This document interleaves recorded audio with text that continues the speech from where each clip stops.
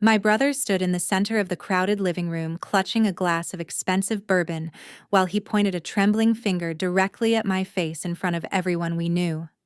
"Trash that stinks like you doesn't deserve to attend my son's birthday," he roared, his voice dripping with a level of vitriol that made the entire house fall into a deafening, suffocating silence.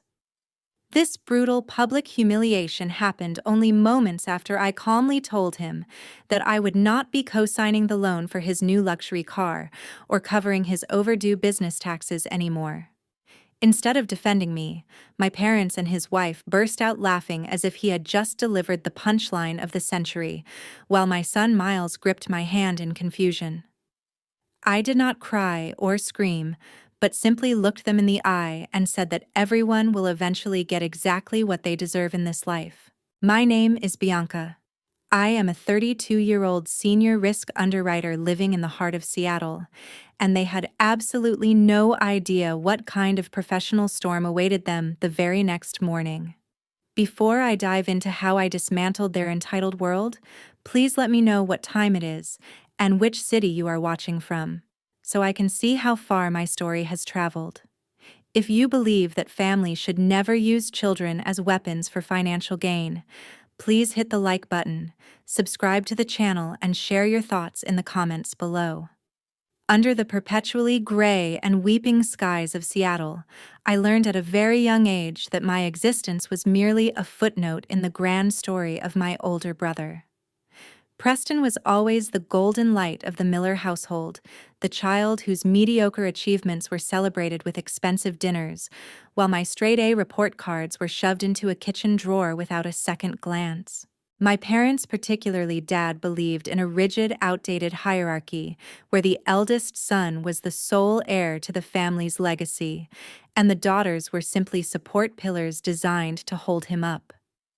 I remember sitting at the cramped wooden kitchen table while Mom meticulously ironed Preston's private school uniforms while I was told to find a part-time job at the shipyard docks if I wanted new shoes for the winter.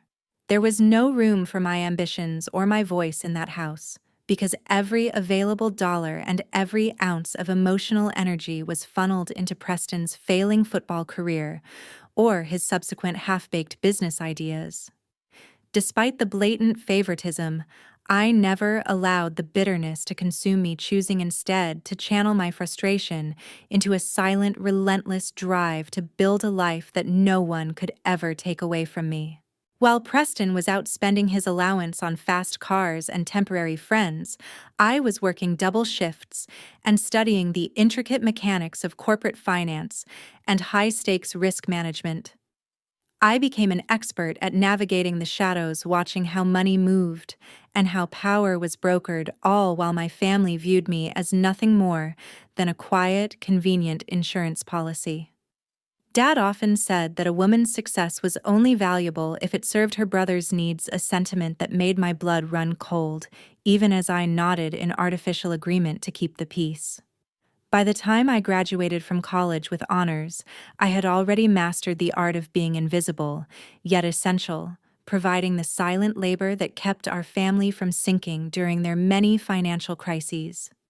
They never asked how I paid for the groceries, or how the mortgage suddenly became manageable, because they simply assumed that the universe, or perhaps my inherent duty, provided for them. I was the one who spent my weekends reviewing Preston's disastrous business contracts and fixing his amateur mistakes, yet he would still mock my boring office job during every Sunday dinner. Elena, his wife, joined the family later and quickly realized that insulting me was the fastest way to earn favor with my parents, creating a toxic alliance that left me isolated. Miles was born into this dynamic 6 years ago, and I vowed that he would never feel like a second-class citizen in his own family, even if it meant I had to endure their cruelty a little while longer. I kept my mouth shut when they compared my modest apartment to the mansion Preston bought with a loan I secretly secured for him, knowing that the foundation of his lifestyle was built entirely on my silence. The dynamic of our household was a delicate web of lies and entitlement, where my hard-earned stability was treated as a communal resource for everyone but me. I didn't realize back then that my patience was being mistaken for weakness, or that my family's greed would eventually lead them to strike at the one thing I cherished most in this world. 4 years ago, I officially accepted a high-level position as a senior risk underwriter at one of the most prestigious financial firms in the Pacific Northwest, granting me a level of behind-the-scenes power that my family could never even fathom.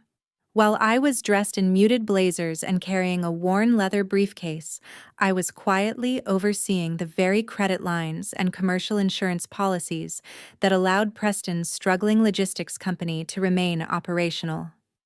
My brother was convinced that his business was thriving due to his own visionary leadership, but in reality, I was the one who had been flagging his late payments and restructuring his debt behind closed doors to prevent a total collapse. I never asked for a thank you because I knew that revealing my true influence would only lead to more demands, so I continued to play the role of the humble, slightly struggling sister who just happened to have a decent job. There was a specific incident involving a massive tax line that almost shuttered his warehouse, and I spent 3 sleepless nights working with my professional contacts to divert the legal consequences away from our parents' home. Dad had foolishly put the family property up as collateral for Preston's first fleet of trucks, a move that could have left them homeless if I hadn't stepped in with a private bridge loan that I took out in my own name. I was essentially underwriting his entire life, paying for Mom's private medical consultations and Dad's expensive heart medications, while Preston took the credit for being the successful provider who brought them flowers once a month. My bank account was a revolving door of family emergencies, ranging from Elena's sudden need for a designer wardrobe to represent the brand to Preston's botched investments in cryptocurrency that I had to quietly liquidate.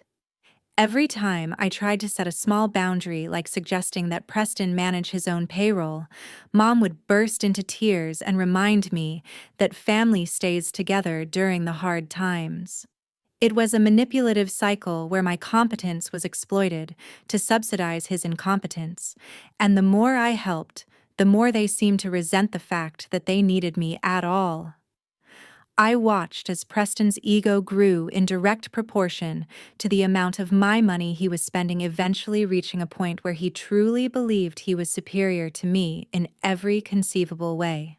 Harper, my closest friend and a sharp-witted corporate attorney, often told me that I was raising a monster by shielding him from the consequences of his own actions, but I was still trapped in the old lie that I was protecting my parents.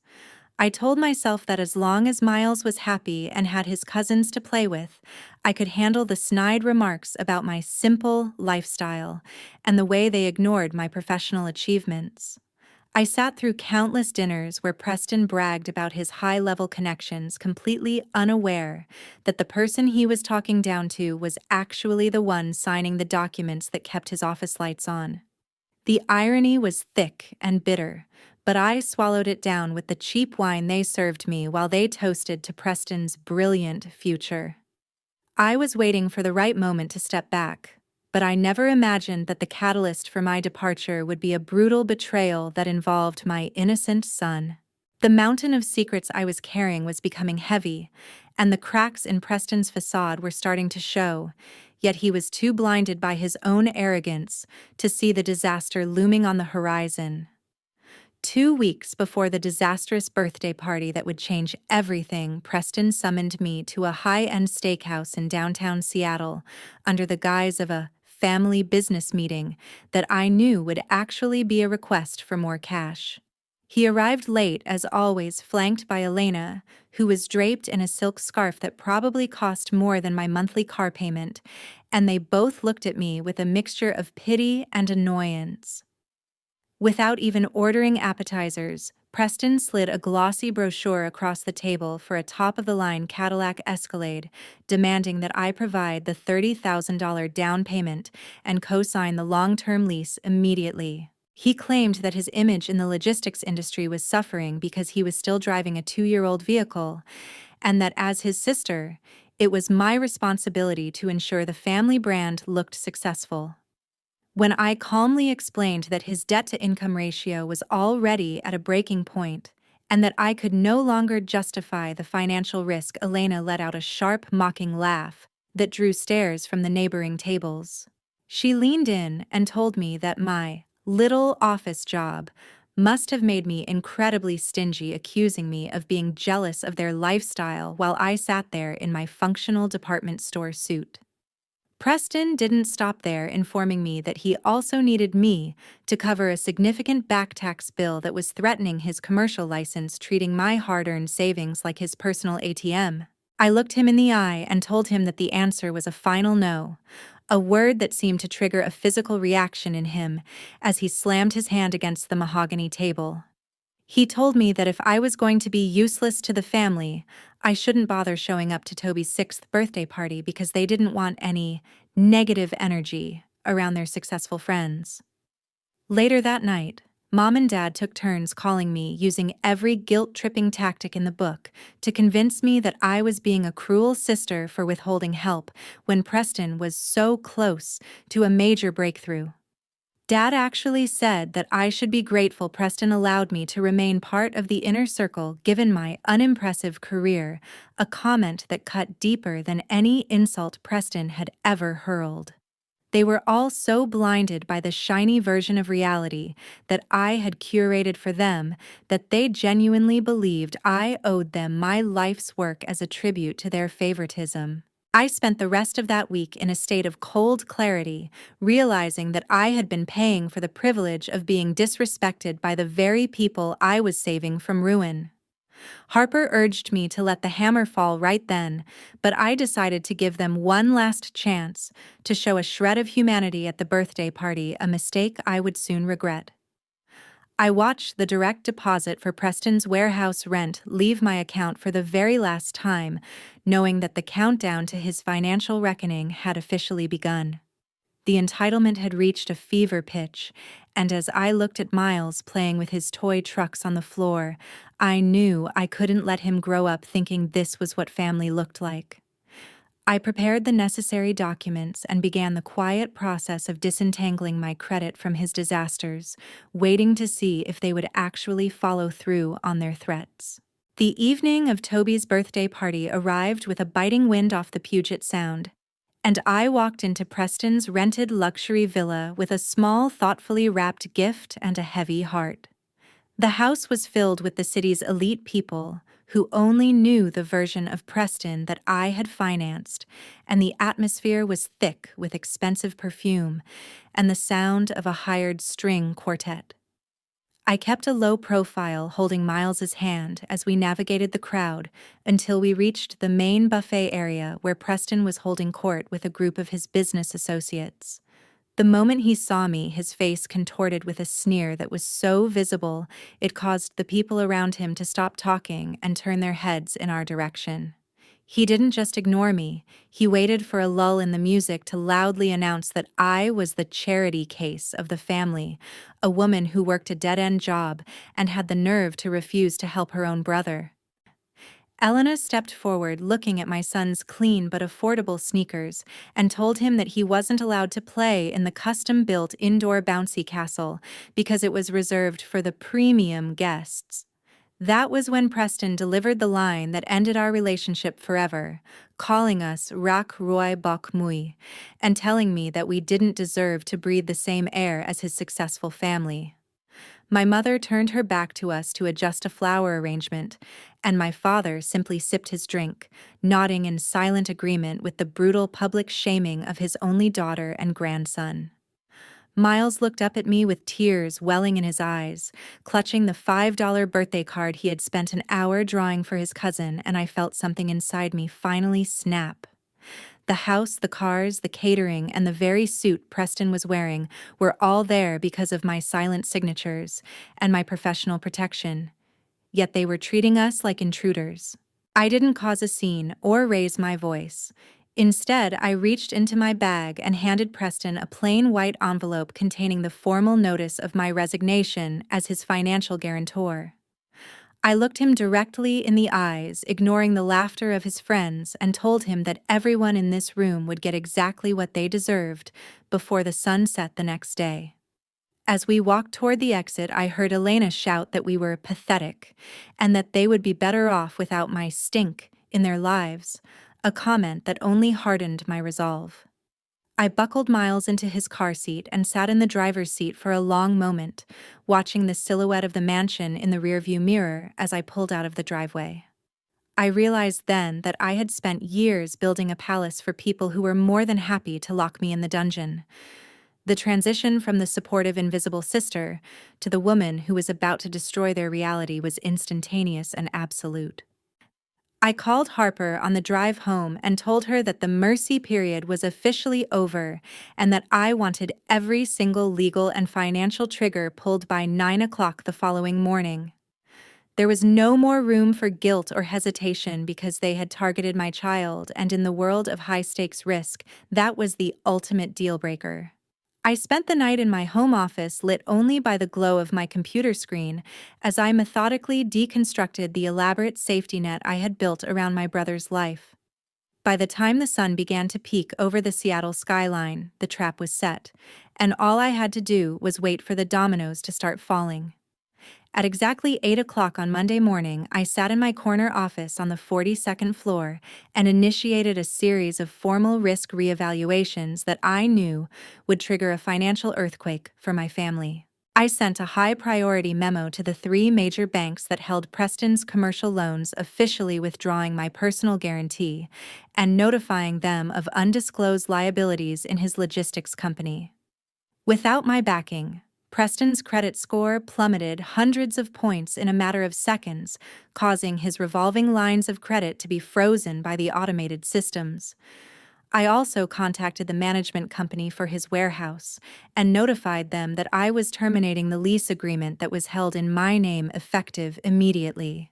Next, I logged into my personal accounts and canceled the family cell phone plan, the premium health insurance supplements I paid for Mom and Dad, and the automatic payments for their utility bills. Harper sat in my office reviewing the paperwork for the bridge loan I had provided for their home, and we filed the necessary documents to start the formal collection process for the unpaid principal. There were no spicy messages or dramatic phone calls from my side. I simply used the cold, hard tools of my profession to rectify a decade of exploitation. I watched my email inbox as the first wave of automated payment failed notifications began to roll in, knowing that Preston would be getting the same alerts on his phone. The luxury car he had been bragging about was the first thing to go as the dealership's finance department flagged his lack of a cosigner and initiated a repossession order. My parents' house, which had been safe under my protection for years, was now vulnerable to the massive liens Preston had secretly placed against it to fund his lifestyle. I felt a fleeting moment of sadness for Mom and Dad, but it was quickly replaced by the memory of them laughing while Preston called my son trash. They had chosen their side at that birthday party, and now they had to live with the consequences of trusting a man who had built his empire on a foundation of stolen labor and lies. I instructed my assistant to block all incoming calls from their numbers and to forward any legal inquiries directly to Harper's firm. By noon, the first of the 3 logistics contracts Preston relied on was canceled because he could no longer provide proof of the necessary commercial insurance that I had been paying for. The silence from my phone was a relief, a stark contrast to the years of constant pestering and demands that had filled my days. I knew the storm was raging on the other side of the city, but inside my office it was calm and quiet as I focused on my actual clients and my own future. I spent the afternoon setting up a new education fund for Miles, with the money I would no longer be wasting on people who hated me. It was a purely administrative exercise in closure, a way to reclaim my identity from the role of the family scapegoat and bank. I didn't need a confrontation to know I was winning. The data on my screen told me everything I needed to know about the collapse of Preston's house of cards.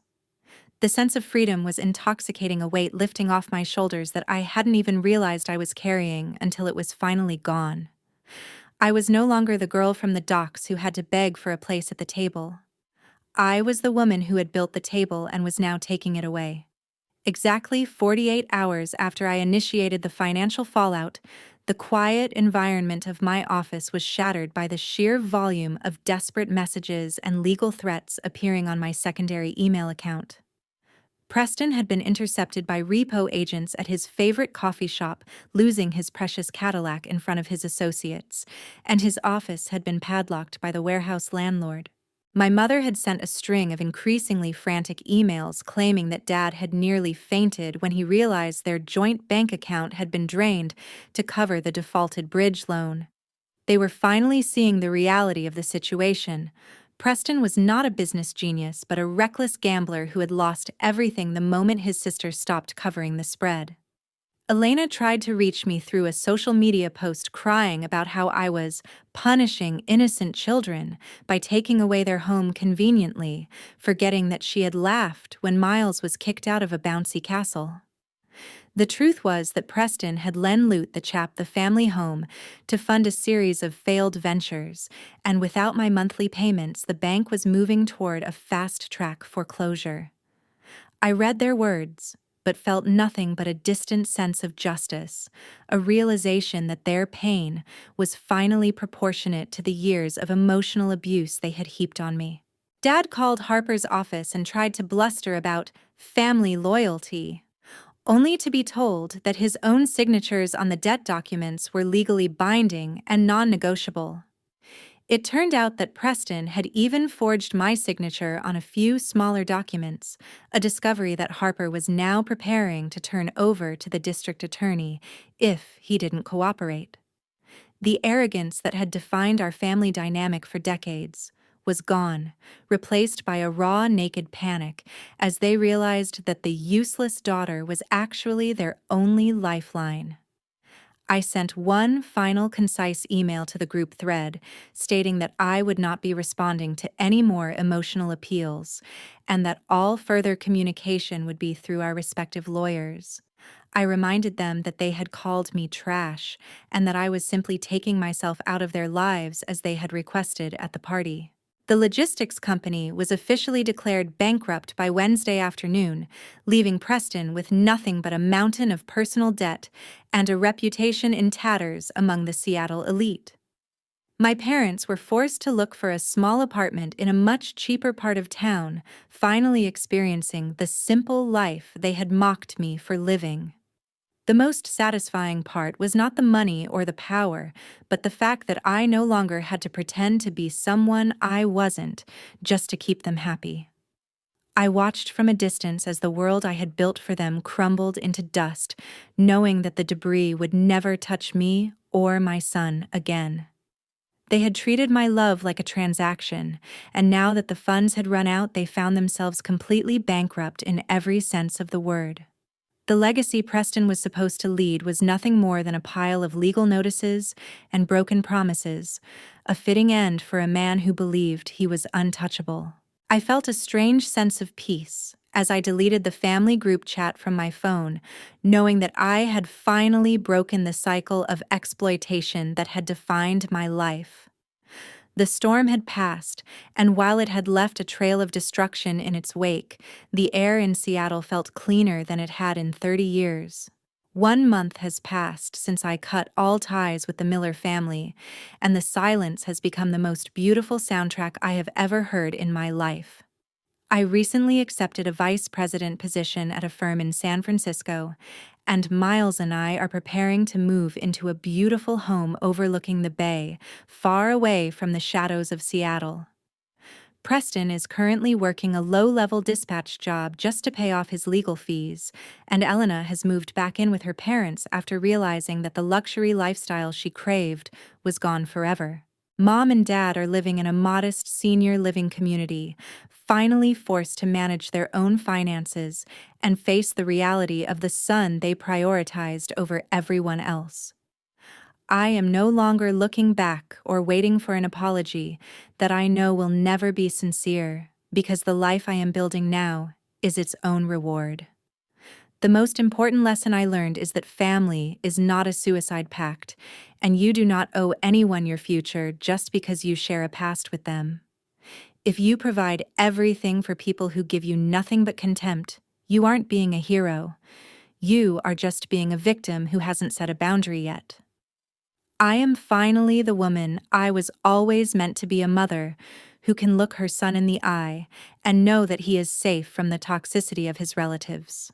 I realized that by protecting Preston from his failures, I was actually preventing him from growing up, and by stepping away, I finally gave him the opportunity to face the truth. Miles is thriving in his new school, and he hasn't asked about his cousins once, a sign that he feels the same weight lifted that I do. This story is not just about revenge, but about the profound power of saying no to people who think you have no choice but to say yes. Thank you so much for staying with me until the very end, and for listening to how I reclaimed my worth from a family that tried to bury it. If you have ever felt like the invisible pillar holding up people who don't appreciate you, I hope my journey gives you the courage to choose yourself. Please share your thoughts and your own stories in the comments below, because your perspective might be exactly what someone else needs to hear today. Don't forget to subscribe to the channel for more stories of resilience and justice, and remember that your peace of mind is worth more than any luxury car or family approval. I will see you in the next one, and until then, stay steady and never be afraid to set the boundaries